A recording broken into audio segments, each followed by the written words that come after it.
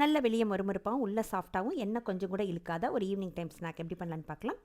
இதுக்கு 1 கப் இட்லி அரிசி, 1 கப் பச்சரிசி, 3/4 கப் உளுந்து எடுத்திருக்கேன். கிரைண்டரில் அரைச்சா 3/4 கப், இல்லாட்டி மிக்சியில் அரைச்சா 1 கப் கூட சேர்த்துக்கலாம், கரெக்டாக இருக்கும். இதை நல்லா 2 மணி நேரம் ஊற வச்சு இந்த மாதிரி நைஸாக அரைச்சி எடுத்துக்கணும்.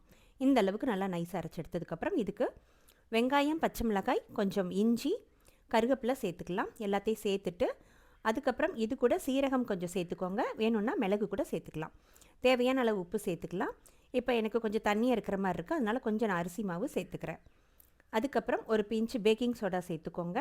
இப்போ எல்லாத்தையும் நல்லா கையால் இந்த அளவுக்கு ஒரு போண்டா செய்கிற அளவுக்கு கன்சிஸ்டன்சிக்கு கொண்டு வந்து இந்த மாதிரி கையில் கொஞ்சம் கொஞ்சமாக கிள்ளி போட்டு எடுத்தால் நம்ம சூப்பரான அரிசி போண்டா ரெடி ஆகிடுச்சு. எண்ணெய் இது கொஞ்சம் கூட இழுக்காது.